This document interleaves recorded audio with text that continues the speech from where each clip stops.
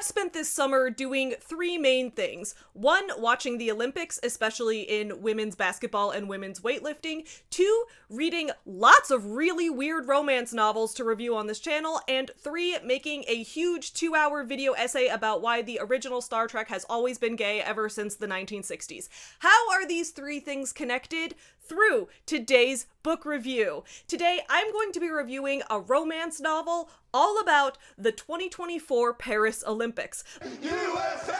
USA! USA! But it's not just the Olympics as we know them. This is the Olympics if it existed in the Omegaverse. What is the Omegaverse? Stick around to find out. The book we're going to be reviewing today is called Not Giving Up, not with a K. Why is this title hilarious? Stick around to find out. And the most pressing question of all, how does my extensive thesis on gay Star Trek connect to a novel about the Olympics existing in a world of pseudoscience-informed wolfpack dynamic erotica? You don't have to stick around to find out, I'll tell you right now, because the existence of both of these things could not exist without renowned mid-century literary sci-fi author Theodore Sturgeon. We have a lot to unpack today, but as I've been reading so much Colleen Hoover lately and making so many videos reviewing weird romance novels, I figured let's break down one of the weirdest romance novels that I've ever read in my entire life. And this is a novel that, while being extremely weird, being like nothing I've ever read before, also manages to be a fantastic example of how to execute a story well. I don't want to just make fun of the story, I want to respect it. And also I want to make fun of it and make jokes about it a little bit because it is hilarious. But also I want to genuinely unpack the ways that this piece of werewolf erotica draws allusions to all forms of literature while simultaneously serving as a solid allegory for the advancement of women's sports. How did a piece of fetish smut managed to succeed not just at sucking seed, but also at being a competent piece of literature? I feel like I've discovered The Room all over again, but better, but like a better executed version of The Room that actually makes sense. This is like the first time that I ever watched Red Letter Media, the first time that they watched Rudy Ray Moore, like the time that I watched the 80s action movie Stone Cold for the first time ever.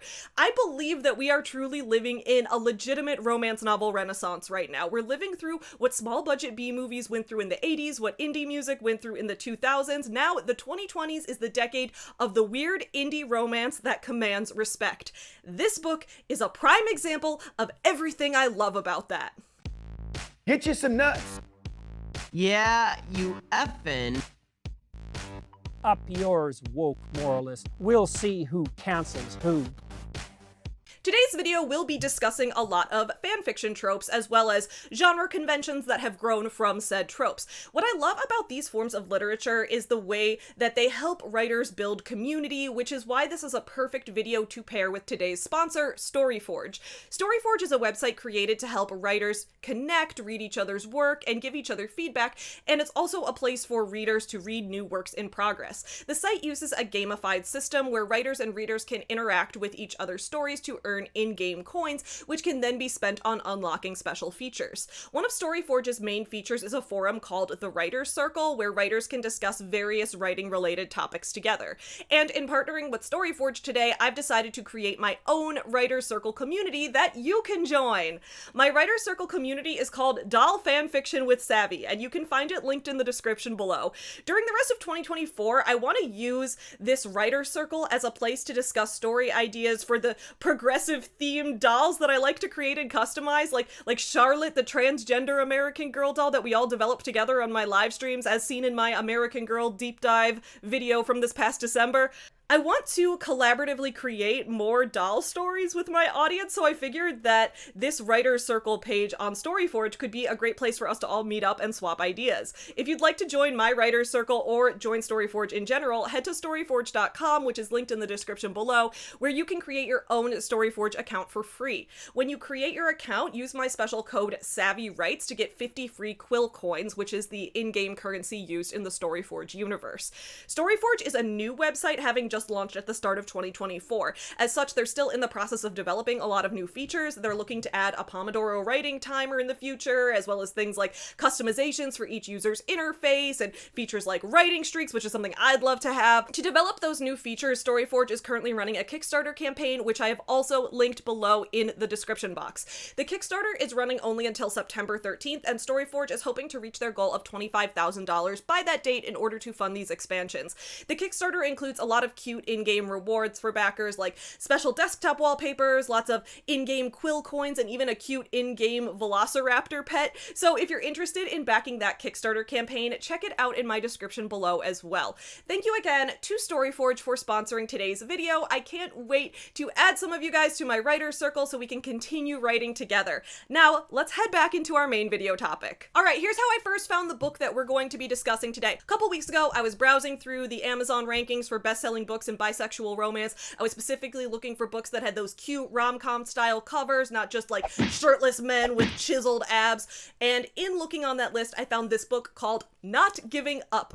For a long time, I have been very interested in the furry community, but more in an anthropological kind of way, if that makes sense. I guess this is a free rein to insert all your anthro puns here, but my point is, I don't think that I actually know any furries face-to-face in real life, and I've never really interacted with these communities online, but I've always found the subculture surrounding the furry world very fascinating. I think it's really interesting to see the ways that these subcultures form, how they create their own genre conventions for their own forms of literature and creative works, and then how they create these endless pieces of media, these endless artistic works, and how those exist within those very specific yet somewhat new genre conventions that everyone has agreed upon.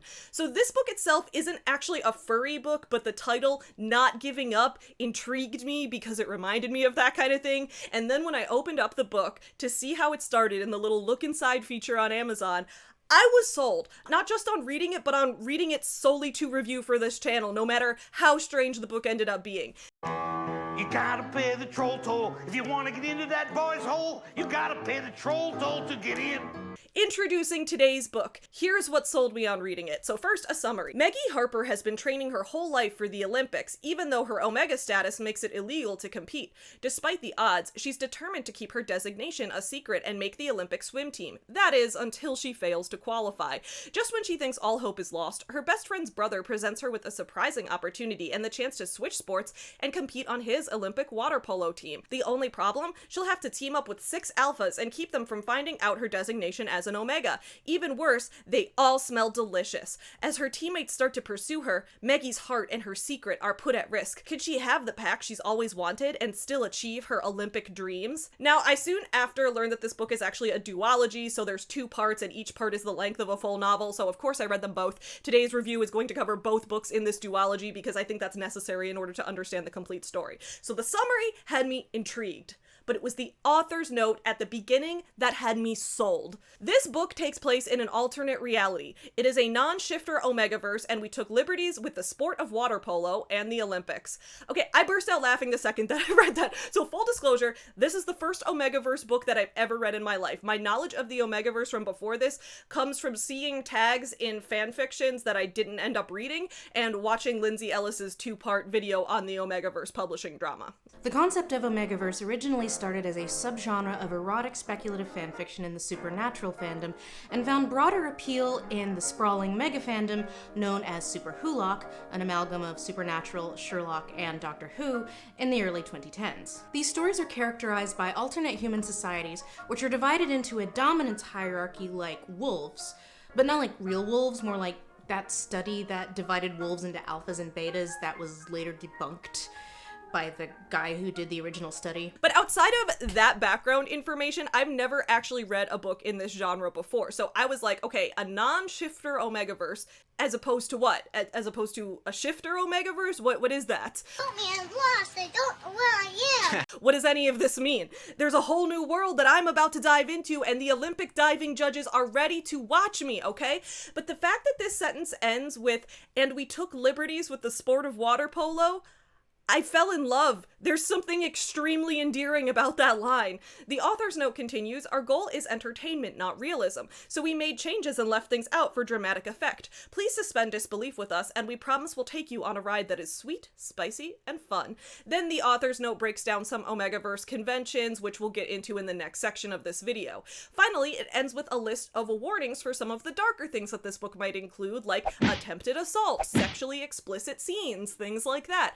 And that's when I said, okay, these two authors who wrote this book, Thea Mason and Jenny Peck, these are authors that I can legitimately respect. I've had a lot of fun reviewing Colleen Hoover books on this channel during the past few months, and I intend to continue doing that. Colleen's writing is insane in a way that I find wildly entertaining, but my biggest complaint about her work has been that she doesn't categorize things well. She doesn't make it clear when we're supposed to view her work as reminiscent of real human motivation versus when we're supposed to imagine ourselves in an alternate reality in a different type of universe. And to me as a reader, that's always made her books confusing. But this book just straight up says, hey, okay, we are in an alternate universe. The rules of the Olympics are going to be different. The dynamics between characters are going to be different because these are an alternate form of humans. These are not humans as we know them. It told me where to put my suspension of disbelief. It didn't just assume that I would have the same preferences on what is hot versus what is disgusting that the authors do. It's what it says on the tin. It never pretends to be anything else. Well done. Genuinely, Colleen Hoover, you need to take notes. This is how you market your book. So now that that's out of the way, let's move into our more pressing topic. What is the Omegaverse? Omegaverse isn't as much its own genre as it is a filter placed over top of other genres. You can have any universe merge with the Omegaverse. Sci-fi, fantasy, romance, contemporary, whatever you want. And that's partially because Omegaverse literature grew out of fanfiction communities where people would take their favorite movies and TV shows and place those existing characters into the Omegaverse. This book is a contemporary romance, but it's also Omegaverse, so I guess that means you could make the argument that it's technically speculative fiction or has some science fiction elements, but with the only speculative element being the Omegaverse categorizations and everything else functioning like normal. So what does Omegaverse mean? Are you gonna hurt women? I'm not gonna hurt these women. okay. Why would I ever hurt these women? I feel like you're not getting this at all. I'm not getting it. It means that within these stories, humans can have the biological urge to form packs the way that wolves do. Now, to be clear, a lot of the science behind wolves being alphas and betas and that kind of thing has since been debunked. So Omegaverse fiction isn't based on real wolf science, rather it kind of grew out of a strange blend of like fake wolf science and werewolf romance and Star Trek fanfiction and supernatural fanfiction.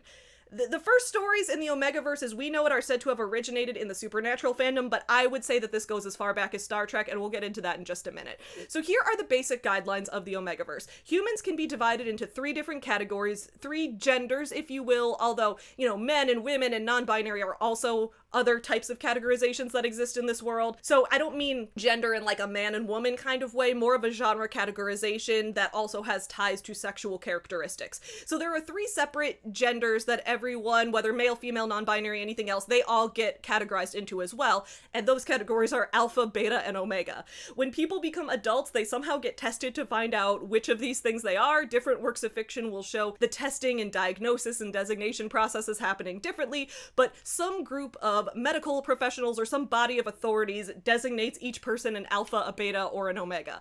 So let's get betas out of the way first. The majority of people are betas. Damn, man. Nice, we'll get the fighter of the night, man.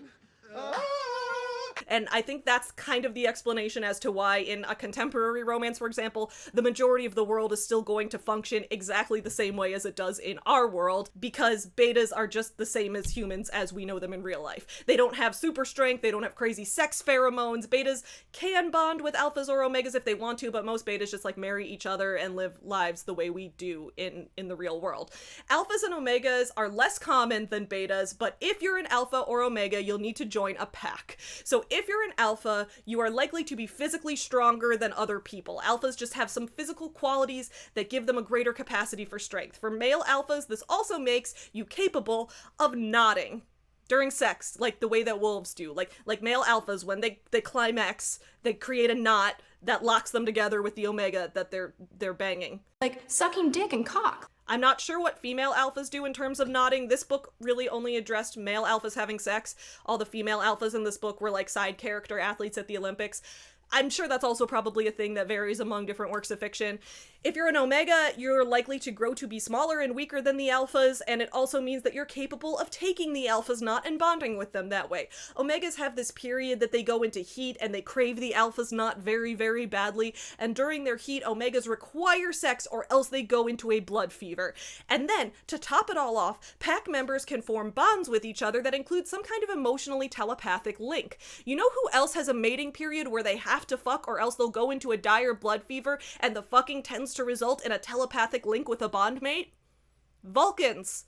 So I was taking in all these tropes being like, this is another offshoot of Star Trek. Why did no one tell me that the Omegaverse is another Star Trek spinoff? Why isn't anyone talking about how it's an offshoot of Star Trek? Specifically, it's building on the tropes established in the 1967 episode Amok Time, written by sci-fi legend Theodore Sturgeon, the man who's also credited with making Kirk and Spock gay for each other and causing the entire eruption of erotic fanzine communities later to become those online fanfiction communities on places like AO3, which is where places like the Omegaverse can actually start in the first place. So I looked into this because I felt pretty confident that this was directly tied to Theodore Sturgeon and to the Star Trek episode Amok Time. But then again, you know, I haven't read much werewolf romance. I'm new to this genre. Maybe I was overthinking it. Turns out someone else has made this argument, from what I can find. Specifically, an academic has made this argument that the Omegaverse is a direct descendant of Theodore Sturgeon, and that academic's name, I am not kidding, is Dr. Bussey. Yes, the academic paper written about the Omegaverse, including its roots in Star Trek, with discussions about Omegaverse breeding tropes, was written by a person with the last name Bussey. And the reason I bring that up is that I think Dr. Bussey has to be a real-life Lily Blossom Bloom. Like, only Colleen Hoover could name a character that exactly. Professor Christina Bussey's 2013 paper is entitled Ponfar, Mpreg, Bonds, and the Rise of the Omegaverse. Here is how the article is introduced. Her essay here considers one legacy of the Star Trek /fandom, showing how some of its edgier tropes now boldly go where, well, no one ever even thought of going before, and then maybe go a little bit further. And here's what she has to say. One particularly trendy trope at the moment is Alpha, Beta, Omega, ABO stories, which are popular across various fandoms, including Supernatural, Sherlock, and Teen Wolf. Many ABO stories posit societies where biological imperatives divide people based on wolfpack hierarchies into sexual dominance, alphas, sexual submissives, omegas, and everyone else, betas. Beyond the biologically determined hierarchy, these wolf-like humans often have other wolf-like traits. They may scent their partners or imprint on first sight and often mate for life. Sometimes the alphas and omegas are rare, sometimes they are only males, sometimes they have altered sex organs. Often omegas go into heat and release pheromones that drive alphas wild. The biological imperative of mating cycles appears in Star Trek canon and subsequently has been embraced across many fandoms. The original Star Trek is viewed by many as the first modern media fandom. In the late 60s, fans started to meet up at fan cons and began writing, editing, mimeographing, and mailing the first fanzines. Fans who have never heard of the episode Amok Time, in which Spock goes into Ponfar, may know the term Ponfar, and even if they haven't, they probably have read stories where a character's biology forces him to have sex. Sometimes with their partner, other times with anyone willing and able. In Star Trek, Ponfar describes the Vulcan mating cycle, during which Vulcans must have sex or suffer excruciating pain, insanity, and potential death. But fans are nothing if not creative. This particular moment in the original Star Trek series became the basis for a host of Ponfar stories where Spock is slowly going insane and Kirk is his only option. Okay, wait, I love that it says that like it's a fan fiction thing. That's literally what happens in the episode. Spock goes insane and Kirk is his only option. Like, that's actually what happens on screen in the episode. On this day, we give thanks to our Lord and Savior, Theodore Sturgeon. Anyway, back to the article. Meanwhile, in Star Trek, the Vulcan mind meld, which guarantees my mind to your mind, has generated a wealth of stories about deep and permanent mind bonds. This brings us back to ABO, where all of these tropes come together in a seemingly perfect storm. So if you want more information about this piece of puzzle, specifically how these tropes play out in Star Trek, I highly recommend that you check out the big video essay that I posted back in June called Yes, Kirk and Spock Had a Gay Romantic Subplot, specifically looking at the chapters about Theodore Sturgeon and the episode Amok Time.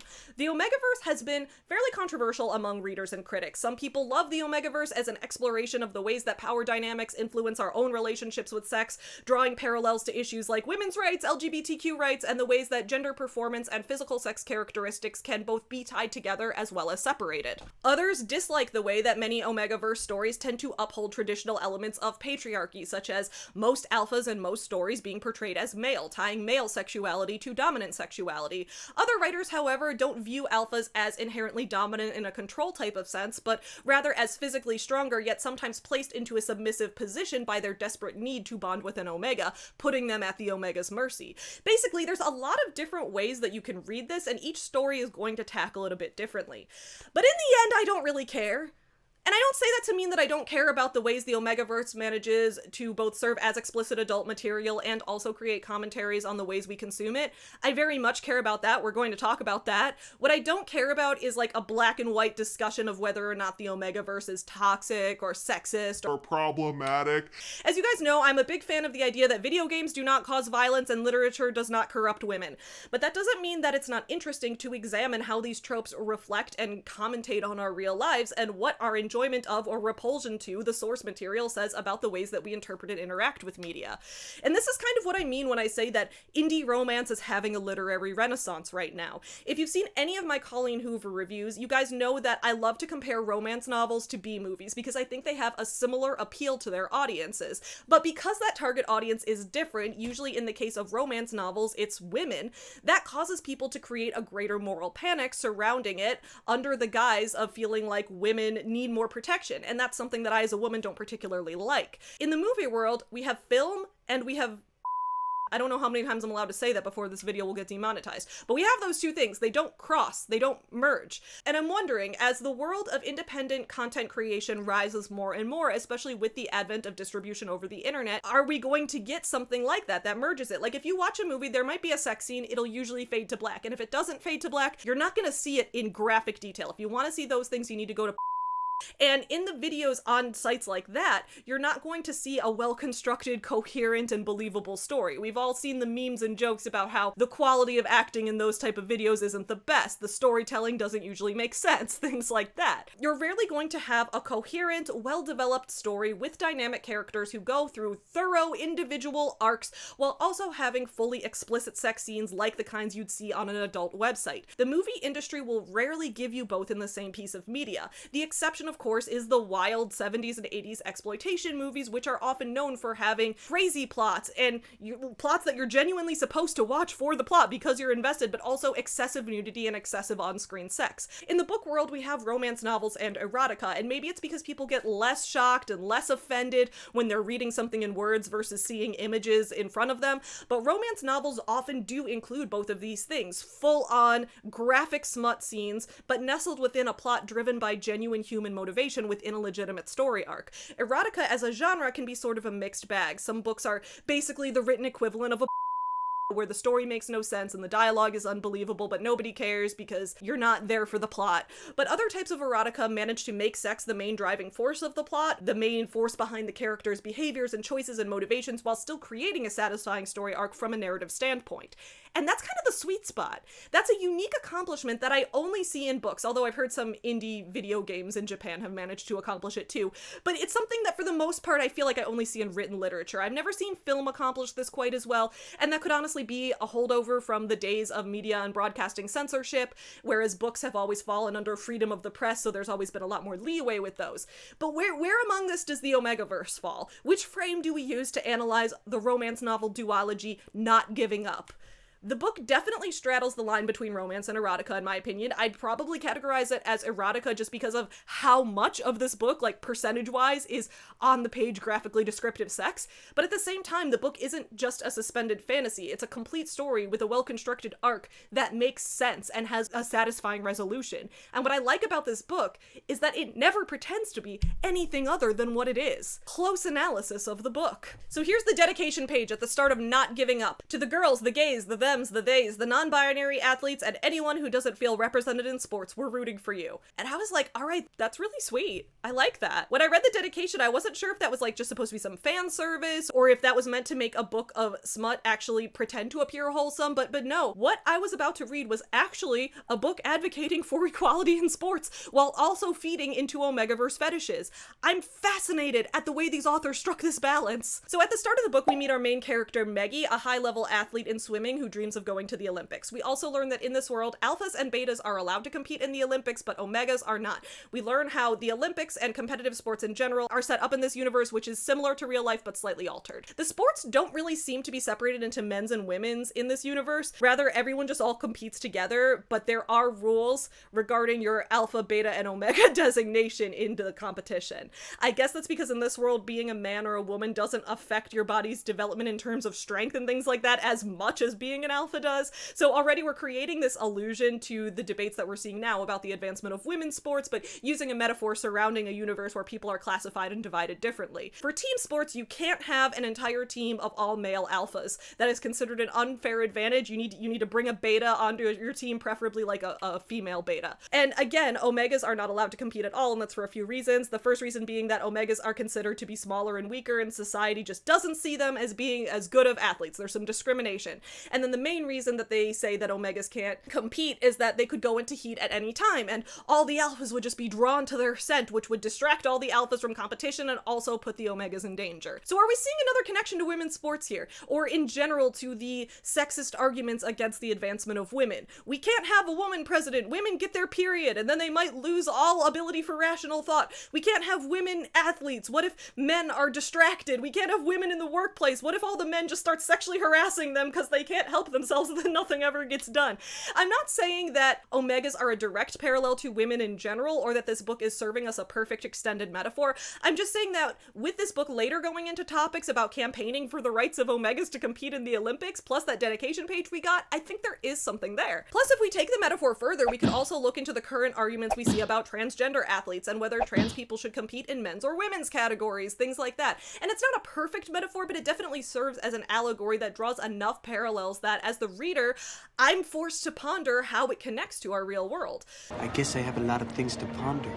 So Maggie wants to qualify for the Olympics as a swimmer. She originally thought she was a beta when she first started competing, but later on she ended up getting the Omega diagnosis, and she never refiled her paperwork, so she's hidden her Omega status from all Olympic authorities. So that's another thing about this book, and it seems to be a convention of Omegaverse stories. There's usually some kind of registration office where your official diagnosis is on file, and then there are sometimes groups that are trying to fight for equality among the different groups of people, and various authorities and government bodies trying to forcibly segregate them.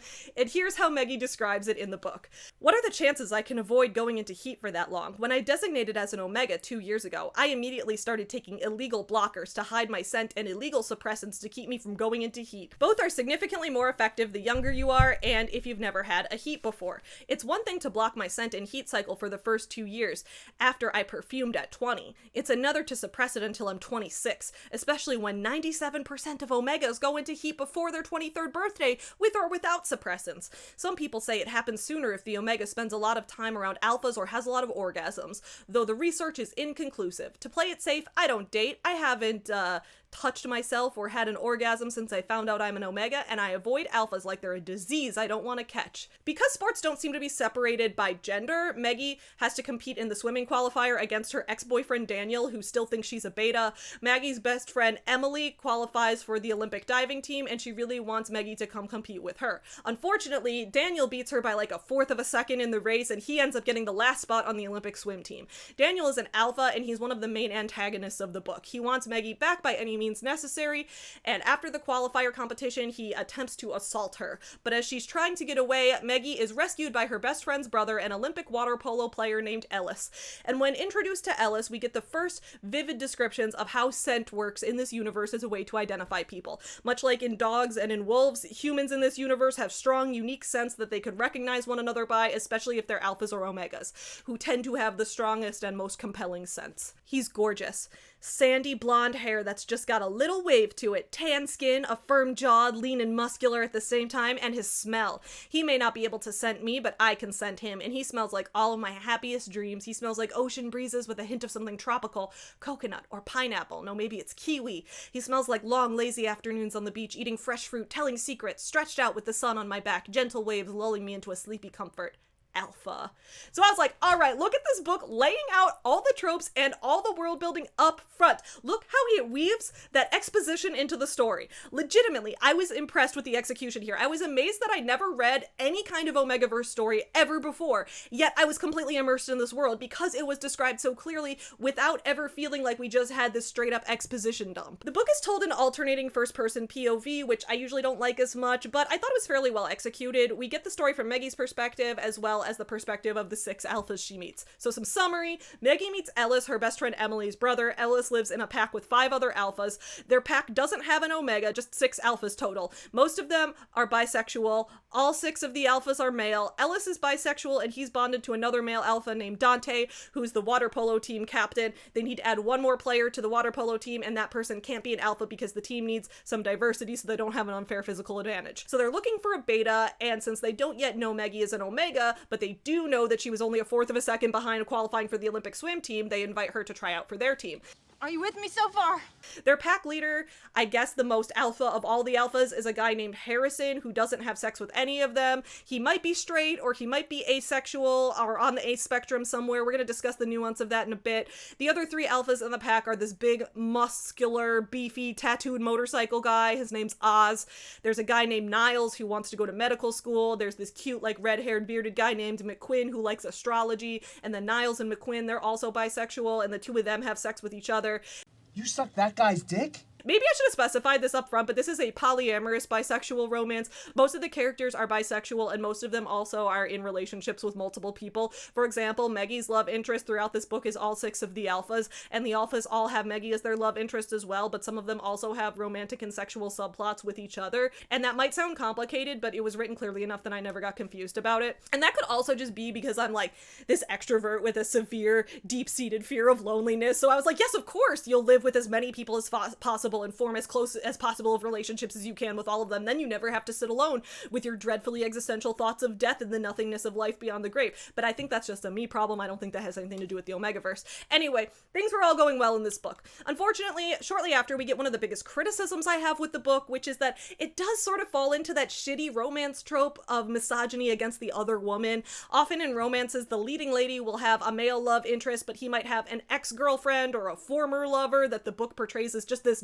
nasty little slut, just as a way to show the main character as being better in comparison in every way. And I've never liked this trope. It feels cheap, it feels misogynistic, and most of all, it's lazy. Now, the book did manage to subvert the trope a little at the end, and I appreciated that, but I also did have some issues with the way it introduced a side character named Ava. So I forget which character's perspective this part's in, but we learn that the other alphas in the pack don't like Ava. She's Harrison's girlfriend, and they have an issue with her. OMG, is everyone all right? Ava, Harrison's beta girlfriend, steps around him into the room, her face scrunched in mock concern. Her high heels are even pointier than normal, and they make an annoying click on the floor. I'm so riled up, I want to rip them off her feet and throw them at something. What the hell is she doing here? She's not pack, no matter how much she wants to be. Harrison has been saying he'll break up with her for a year, but here she is, inserting herself into our affairs like a splinter in my ass. I get that Harrison is repelled by most people's sense. I get that it's rare for him to find someone sexually attractive. I get that Ava is an exception to the norm, but why the fuck can't he see what the rest of us see in her? She's manipulative and two-faced, and the sooner he breaks up with her, the better. So, in general, this just isn't my favorite type of writing. Male love interest has current girlfriend, but she dresses sexually provocative, and she's not the main character, so that means we hate her.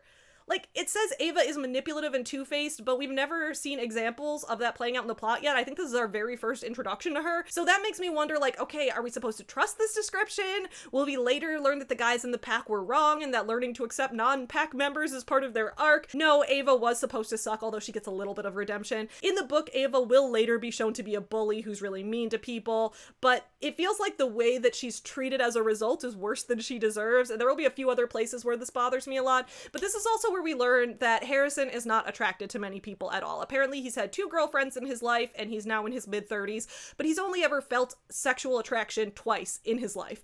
At one point he does question whether he's asexual, but the book never confirms either way. It seems like he might be somewhere on the asexual spectrum, like maybe he's like demisexual or something. I'm not really sure, but yes, spoiler not spoiler, because this is a tropey book so you know how it ends. He does end up with Maggie in the end, making her one of the only 3 people that he's ever been attracted to, and I don't think his specific sexual orientation is ever defined. It's kind of left up for interpretation. After we meet the guys of the pack, we see Maggie trying out for the Olympic water polo team. She works with Ellis behind the scenes to get in extra practice. She picks up the sport fairly quickly due to her accomplishments in swimming. Meanwhile, the guys of the pack are struggling because they feel like the pack really needs an Omega to tie them together. Here's what one of them says about it. What we need is an Omega. The research on pack health is clear. Packs need Omegas even more than individual alphas do. We're missing the person who will draw us all together, but it's not like we have time to go searching for her right now. Maybe after the Olympics. And it's like, oh, I see where this is going. You guys don't yet know that the girl who's joining your water polo team is secretly an Omega, but she can't tell you that because then she'll get disqualified from the Olympics. I don't know why I found the phrase, the research on pack health is clear, to be so hilarious, but hey, I like it. I like how the authors naturally weave in pieces of exposition and world building like that. Colleen Hoover, take notes! When we go back to Maggie's perspective, Maggie is also hating on Ava for no reason, at least no reason that's explained on the page. Ava's been part of the swim circuit with me for years, but we've never gotten along well. She's catty and self-absorbed. Emily once dubbed her the Wicked Witch of the pool. Not very nice of us, but fitting. Her hair is perfectly curled, makeup flawless. She's wearing heels and a short blue sundress that shows off her long swimmer's legs.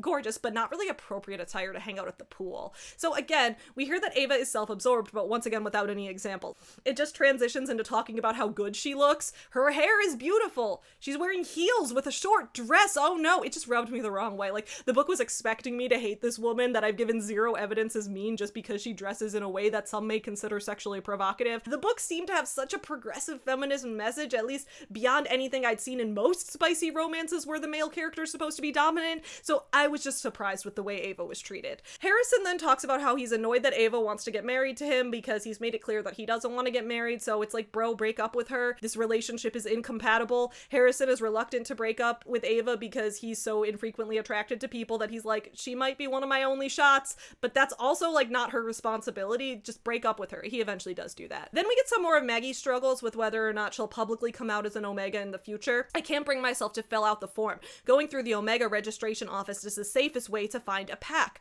An Omega who perfumes in public, or worse, goes into heat, is vulnerable. The closest alpha could easily take advantage of them, but becoming part of a pack, even when I choose for myself, means giving up so much of my freedom. Most bonded Omegas aren't allowed to go out without a security detail. Every year there are cases on the news of Omegas who have been kidnapped by packs and forced to bond with alphas they didn't choose.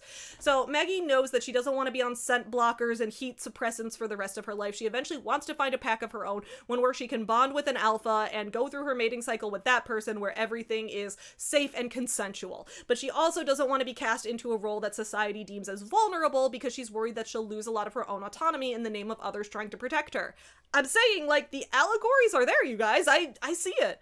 As the story continues, Maggie eventually becomes an official member of the water polo team and then moves in with the 6 alphas. She's not officially part of their pack, but various members of the pack have differing opinions on whether or not she should be. For example, Ellis is very attracted to her and he wants her to be part of the pack, but his boyfriend Dante doesn't want Maggie in the pack. He can't sit with us! The reason for that is because, remember, these guys all think that Maggie's a beta still. Dante doesn't want to bond with a beta, only an Omega, and that's because he has his own tragic backstory about this. Dante's mom was a beta, as most people are. She fell in love with an alpha and joined their pack. Dante's father, the alpha, eventually realized that deep down he needed an Omega to satisfy his alpha urges and take his knot. So Dante's dad left his mom for an Omega woman, and now Dante is scared that he'll succumb to the same pressure. He doesn't want to mate with Maggie because what if later he realizes that he needs to be with an Omega? He doesn't want to be like his father and fall into the urge that would tear his family apart. I love how each character's backstory provides a motivation that just keeps raising the stakes while also being a motivation that could specifically only work within this universe. I think that's just really skillful writing. Eventually, the guys find Maggie's scent blockers and everyone learns that she's an Omega. This creates a new conflict for Dante. He's like, oh, this is great, so she can join our pack now. But for some of the other guys, this is a bigger issue, and the reasons why are also more bits of character backstory that both explain their motivations and raise the story's stakes. So, for example, Oz does not want Maggie on the team now that he knows she's an Omega. He's very physically attracted to her, but he doesn't want to risk being caught breaking Olympic rules and getting in trouble with the law. The reason for that is that back when he was a rebellious teenager, he and his older brother stole a car. His brother took the fall for him, and then his brother served the prison sentence, and Oz feels guilty for involving someone else in breaking the law, and he never wants to be that kind of person again. He wants to leave the life of crime behind for good and be a good law-abiding citizen who never puts his family or friends in danger. So he's reluctant to harbor a secret Omega on their Olympic team. McQuinn similarly doesn't want Maggie on the team as an Omega. Why? Well, because he really wants to medal in the Olympics. He needs their Olympic team to get a medal. He doesn't want to risk being disqualified from the competition for having an Omega on their team. And then at the end of the first book, it's revealed why he's so obsessed with them needing to medal at the Olympics. It's because he got involved with this strange crime boss named Glenn. He bet Glenn $250,000 that his water polo team would win a medal. And if he loses that bet, he doesn't actually have the money to pay up. Why did he make this bet? Because he's deeply in love with Niles, another member of the pack on the water polo team, the guy who wants to go to medical school, and he wanted to pay his medical school tuition for him to show him that he was in love with him so that they could finally bond with each other. This sounds like a lot. Keep in mind, this duology together is like well over 500 pages. It might be like 600 pages, so it makes sense that there's a lot going on. I prefer a long story to have a million different subplots than just a really long story with repetitive sex scenes that don't advance the plot at all. And just to be clear, this book does have a lot of sex scenes. I just think they do a better job of advancing the plot. They didn't annoy me the way they often do. They all seem to serve the plot in a different way. They advance the dynamics among different characters. And I don't know, it seems like every sex scene just managed to advance every character's individual subplot, which was shocking. It was very well done. I thought there was some hilarious writing in dealing with McQuinn's subplot about making a bet with the criminal known as Glenn Plansky. So Niles finds out about McQuinn's bet and he learns he was only putting the money on the line to pay for his medical school. So Niles realizes that McQuinn did this for him, and even though it was a stupid thing to do, he knew it was out of love, so he tries to help him out of this situation. So they try to find Glenn Plansky. He's not a crime lord, at least I don't think so. But what makes someone a crime lord? But there are 27 results for Glenn Plansky, including a Glenn Polanski, Glenn Pransky, and Glenn Plans. Facebook is for people to share nice photos with their grandma, complain about the homeowners association, and ask if fireworks are gunshots. Niles slides the laptop away from me and closer to him. Glenn won't be there. His fingers hover over the keyboard before he types reddit.com. Energy drinks are too accepted in today's society. Am I the asshole for having another PAX baby? It's official, my friend's child will be named Questifer. That is a very accurate portrayal of both Reddit and Facebook, and it made me laugh. The way the plot with Glenn Plansky gets resolved is also extremely weird, and I appreciate that. The whole book's just really weird in an entertaining way. So anyway, the entire pack gets together to vote on whether or not they're going to confirm Maggie as a member of the Olympic water polo team now that they know she's an Omega. Maggie goes out for a drive while they're voting, but she didn't bring her scent blockers. Uh-oh! She goes to her friend Emily's apartment, but outside she realizes that her Omega scent is starting to come through, and as that happens, guess who she runs into? Her horrible ex Daniel. The first book ends on a cliffhanger, and then we start the second book. The guys in the pack vote to officially add Maggie to the Olympic team, even though she's an Omega, and they keep in mind the idea that maybe she could eventually become their pack's Omega after the Olympics. However, now Maggie is missing. They eventually find her at Daniel's house, where he's trying to forcibly bite her, which would give an official Alpha to Omega bond that she doesn't want. Harrison, who's again the most alpha of all the alphas, is able to defeat Daniel by fighting him and using his alpha bark on him. Then we learn that Harrison's mom is a famous journalist named Charlotte Hart, and she's big into doing investigative journalist pieces on Beta and Omega rights. So Harrison uses this to scare off Daniel and blackmail him into never revealing Maggie's Omega status and to stay away from her at the Olympics. Then everyone goes to Paris together for the Olympics. I love how this is still the main plot of this is the Olympics. Maggie's hanging out with her best friend Emily at their housing in the Olympic Village in Paris. Now remember, Emily's a beta who's on the Olympic diving team, and Emily's upset because she had some razor burn or some acne or some ingrown hairs around the bikini line. It's not really relevant to the plot at all, but I just really liked the writing here. I found it funny. There will be cameras everywhere. She lays her head on the table and gives a tortured moan. Why can't we wear swimsuits like the boys? They can wear a Speedo or those full shorts bodysuits. Okay, well, let's finish breakfast and then we can fight the patriarchy. I'll add that to our agenda next to Omega rights and free feminine hygiene products. Raising her head, Em shoots me a sympathetic glance. I wasn't trying to give her any guilt by reminding her of my Omega problems, just that our list against the patriarchy is sizable. We also learn of a police officer who's going around and doing room checks during the Olympics to make sure no one's got any illegal substances like anabolic steroids, and I guess Omega scent blockers would fall under the illicit substance category, so there are regular hijinks of Maggie and all the pack alphas trying to avoid the police officer. But then Emily from the diving team, she ends up falling in love with the police officer, and then the team is able to use that to their advantage later on. But first, everyone has to go to a big party with all the other athletes in the Olympic Village. Some guy named Gabe invites them to the party, and he gives everyone a challenge to get as many signatures from the other athletes as they can. Here's what it says. Take one, please, take one. He holds a bowl of brightly colored permanent markers out to us. The person with the most signatures at the end of the night wins the Buckingham Phallus. Gabe gestures to a spot at the end of the bar with a large dildo shaped like a Queen of England, though I couldn't tell you which one. Most countries here used to be under British rule, he acknowledges, so using Her Majesty to get off would feel very healing, I'm sure. That's the funniest fucking thing I've ever read in my life. That paragraph is art, okay? I love how this book manages to have fetish universe erotica tropes that also serve as allegories for things that happen in the real world, but then also it'll just introduce real world issues like fighting the patriarchy or the fact that in this world everyone got colonized by England just like how everyone did in real life too.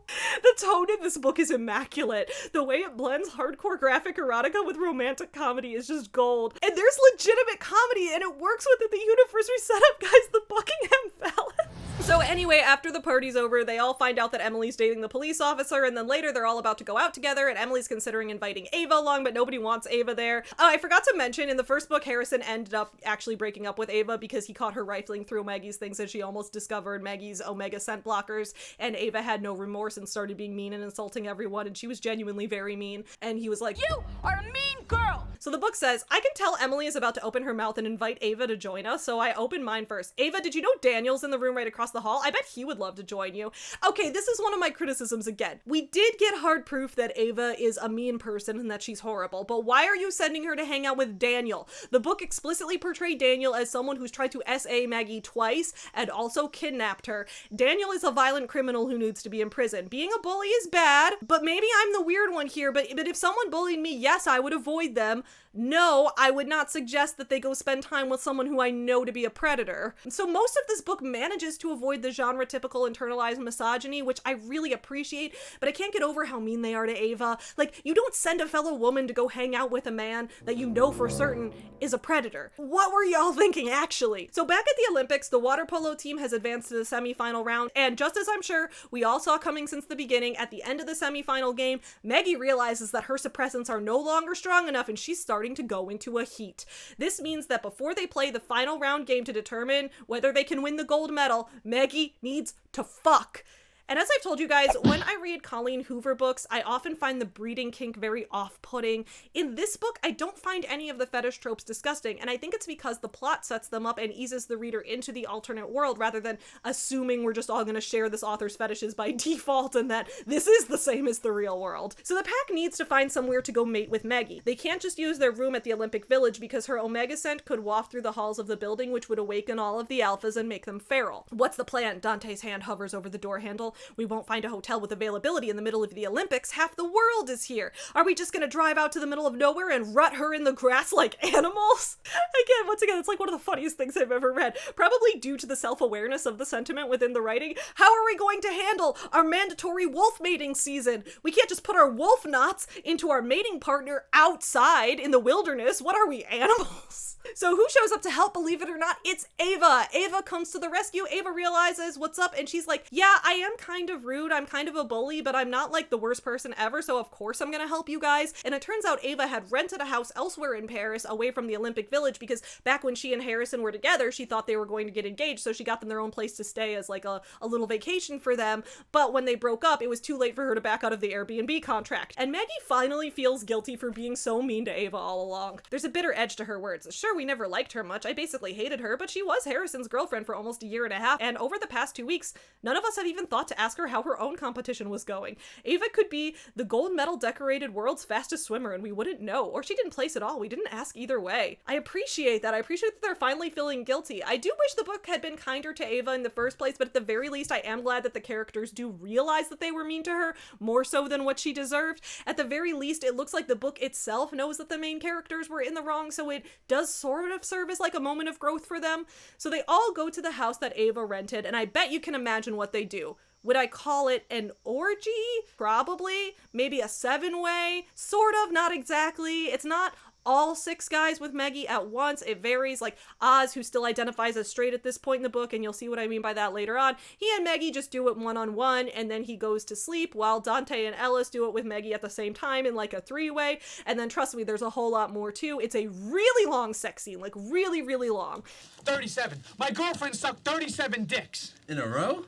After Maggie does it with McQuinn, he gives a funny bit of dialogue. Remember, he's into astrology and such, and one of the things he mentions in the book is that he carries a rabbit's foot in his pocket for luck. So after he and Maggie are done banging, he gives her the nickname Bunny. Bunny, I giggle. The sound soft and girlish in a way that feels a little foreign to me. He grins. Cause we just fucked like rabbits, and you're the best good luck charm I could ever ask for. So later, Oz, who is the only heterosexual member of the pack, or I guess you could also consider Harrison to be too, because Harrison's only ever shown to be attracted to women, but he also questions whether he's asexual at one point. Whether Harrison is straight or asexual or somewhere on the spectrum in between there or wherever, that's up for him to decide. It's never explicitly stated in the book. But Oz is the character who's always pretty confident that he is a heterosexual man throughout this book. Until we get this paragraph, which made me absolutely lose it, okay? My pack mates are all solid men with ample muscles, unarguably attractive. I mean, I'm not queer.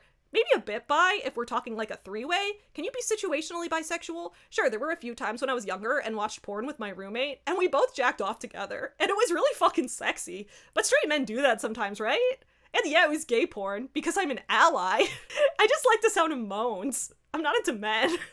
Oz is not on any performance-enhancing drugs, but bro is huffing the copium hard. Okay, a few pages later, Oz eventually is open to the idea that he might actually be bisexual. I thought this was the funniest shit of all time because it is such a relatable experience for people who don't realize they're bisexual until adulthood. You're like, yeah, sure, I do it three-way, but not in a gay way. Yeah, I enjoy looking at my own gender sexually, but not in a gay way. And then one day you're like, wait. And the part is like, because I'm an ally. I love that. I had to send that screenshot to my friends being like, #relatable. Our main water polo team ends up taking silver medal home at the Olympics. In the background, there was a subplot where Emily dating the police officer helped them set up a sting to catch Glenn Plansky, so they got McQuinn out of his $250,000 bet.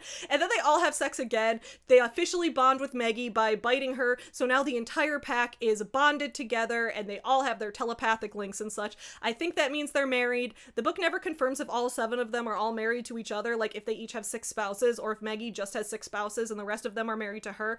I guess Dante and Ellis are also confirmed to be married to each other, or they're at least bonded to each other, so maybe they're each other's spouse too, and also Maggie is their spouse. But anyway, everyone's bonded, everyone's Omegaverse world married. The book ends after the Olympics with Maggie going on a news show being hosted by Charlotte Hart, who's Harrison's investigative journalist mother. Maggie has officially announced that she's an Omega, and she's using this platform to say, hey, look, Omegas can compete in the Olympics. I did it without you guys even knowing. Today, we're going to be talking to Maggie Hart, their beta, no, Omega teammate. That's right, ladies and gentlemen, and Omega has played and medaled in the Olympics, and she's not the only one. She gives the camera a pointed look and a knowing smile. Over the next several weeks, I'm going to be doing interviews with secret Omegas who have participated in the Olympics over the past decade. Turns out tons of Omegas had been secretly competing all along, and now Maggie is leading the effort to change the rules of the Olympics so Omegas can compete because they deserve equality. The one thing I didn't totally get is why her name is Maggie Hart now. It was Maggie Harper before, and I know that Harrison's last name is Hart. I imagine she took it because they bonded, but she bonded with all the guys. But maybe all of them took Harrison's last name because he's the pack leader, and I don't think any of them ever had any other last name mentioned. I'm not sure how it works exactly, but that might be how it works. Either way, it wasn't that distracting, I just didn't know.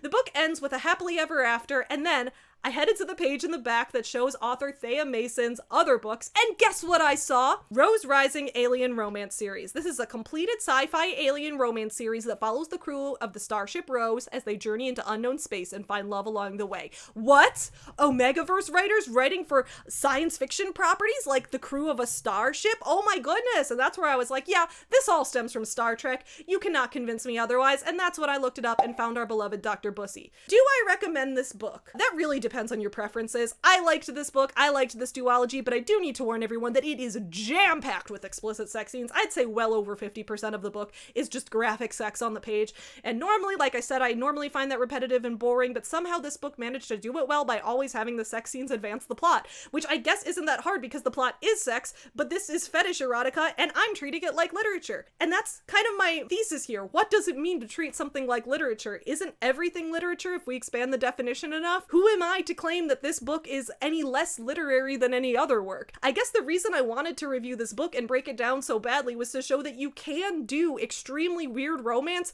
really well. You can write a book that has some of the most insane tropes of all time, like humans literally breeding like wolves, and make a coherent story that makes perfect sense out of that. It even managed to make me feel emotionally invested in the characters. Like, I felt emotional reading the story and rooting for them. It all comes down to the way you introduce the characters and the plot, the way you orient the reader in this alternate universe, and the way you correctly categorize and market the story. There are times when certain romances make me feel outraged or scandalized, but it's not due to the content. I believe you can tell almost any story, but it's a matter of whether you can tell it well. Maybe I would have enjoyed some of Colleen Hoover's books like Ugly Love or Verity more if she'd taken the time to ease us into this book in an alternate universe, or if she'd bothered to set them in an alternate universe to begin with. Romance novels having dark tropes or kinky concepts doesn't make them bad books. They can actually be be really funny, sweet, and hilarious. It all comes down to the execution, and this was a book that, to me, for the most part, was well executed. I, as a person who had never read a single Omegaverse story before, could follow what was going on and perfectly understand what motivated each character to behave the way that they did, and that's because the writers put in the effort to make the book good. I was also really impressed with how consensual everything was in this book. I know a lot of Omegaverse books and other books that exist in suspended fantasy universes tend to have non-consensual tropes, which can be very upsetting to a lot of readers. I was fully expecting there to be at least some non-con stuff, but there wasn't for the most part. There was, of course, Daniel, the bitter ex who assaulted Maggie multiple times, but he was the villain,